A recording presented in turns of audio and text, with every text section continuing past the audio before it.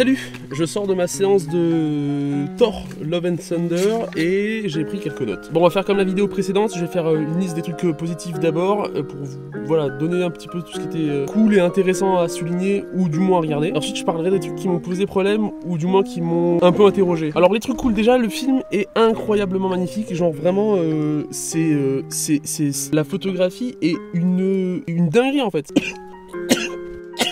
Il y a plein de moments où juste vous pouvez vous dire, oh bah waouh, je suis devant littéralement un spectacle, c'est vraiment très très beau. Donc ouais, de ce point de vue là, genre point de vue cinématographie, point de vue photographie et point de vue visuel, c'est juste, ça claque, c'est impeccable. Alors pareil, l'ambiance du film, elle est assez rigolote, assez, on retrouve un peu les mêmes gimmicks, un peu les mêmes techniques d'humour que dans Thor Ragnarok. Même réal, donc forcément un peu la même direction artistique, j'imagine. Donc ouais, le délire marrant plus rock'n'roll, j'ai trouvé ça vraiment cool, mais ça a un petit peu gâché ma vision du film et je vous expliquerai un petit peu plus tard pourquoi. Un truc qui est plutôt bien, c'est le retour à des enjeux plus basiques, j'ai envie de dire. Là, il s'agit pas de sauver tout l'univers, ou sauver le multivers, ou sauver le machin, c'est juste sauver les gosses. Donc je trouve que de ce point de vue là, c'est plutôt cool.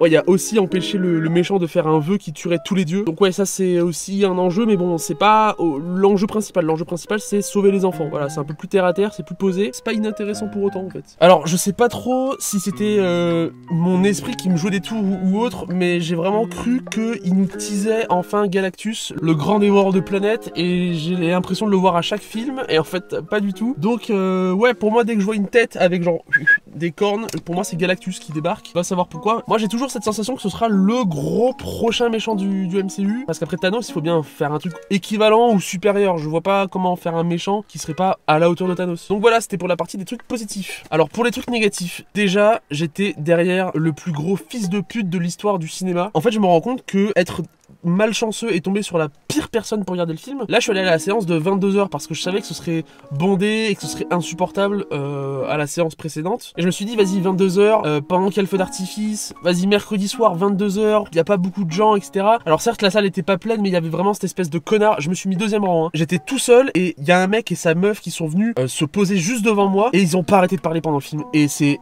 insupportable. Et vas-y, et mec, enfin, rigoler hyper fort et faire du bruit. Je crois vraiment que j'aurais pu faire une dingue hein, si j'étais un peu courageux. Et je m'en rends compte vraiment, le film peut être incroyable, vous pouvez avoir un super film. Si vous êtes dans des conditions à chier, et ben forcément ça révive votre expérience cinématographique. Et je suis vraiment désolé pour vous si vous êtes ce genre de fils de pute qui parlait pendant les séances ou qui fait du bruit, mais vraiment c'est insupportable pour les gens. Donc faites pas ça s'il vous plaît. Vraiment, je sais que ouais, vous avez envie d'avoir du confort et vous avez payé votre place, etc. Mais c'est le cas de tout le monde et merde, je suis peut-être le mec le plus immature de l'univers, mais il y a un truc qu'on respecte, c'est quand même les séances de ciné, merde, enfin. Tu fermes ta gueule, tu racontes le MCU chez Watt, tu révises avant de venir peut-être, mais tu racontes pas les 25 films précédents à ta meuf, sous prétexte qu'elle pige pas qui c'est Valkyrie, mec, j'en ai rien à foutre. Bref, j'étais derrière un giga débile, ça me troue le cul, et vraiment je suis énervé là, j'ai envie de le secouer là, de lui faire fermer sa gueule. Voilà, donc si un jour vous êtes ce genre de merde qui parlait au cinéma, repensez à cette vidéo là parce que je vous retrouverai et je vous tuerai.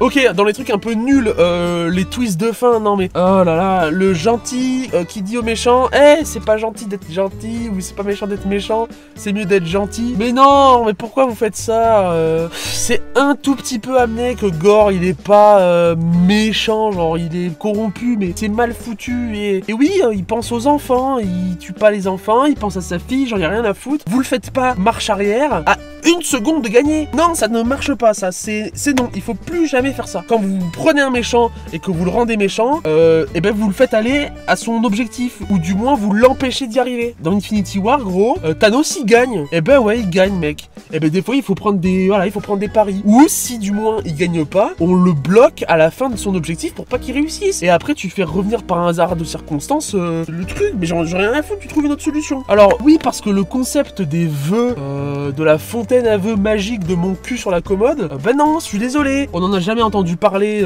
en 25 films même du MCU. Gros, si on avait su qu'il y avait une fontaine à vœux magique que Thor pouvait aller chercher avec son Stormbreaker, gros, je peux te dire que les pierres d'infinité de Endgame, on serait pas allé les chercher, on se serait pas cassé le cul, etc. Et tous les mecs qui cannent, gros, eh ben on les refait revenir en claquant des doigts. Donc non, la fontaine à vœux, je suis désolé, c'est pas Kirikou ici, frère, y a pas de vœux magiques ou de sorcière du puits. Je suis désolé, c'est non. À la limite, tu me dis, il y a une bombe atomique qui tue tous les trucs, pourquoi pas. mais pas une fontaine qui exauce des vœux. C'est pas Dragon Ball, mec. Ouais, parce que du coup, Gore, il en profite pour ramener quelqu'un à la vie. Je vais pas trop spoil parce qu'il faut que vous alliez voir le film. Mais gros, non. Les morts, ils restent morts parce que sinon, on refait venir Tony Stark, on refait venir Captain America, et puis on refait des centaines de films. Donc non, il faut qu'il y ait des règles qui soient valides. Et du coup, les gens qui sont morts dans ce film-là, eh ben on les refait revenir pareil. On fait la fontaine à vœux magique. Si t'as le pouvoir du Bifrost, tu peux y aller.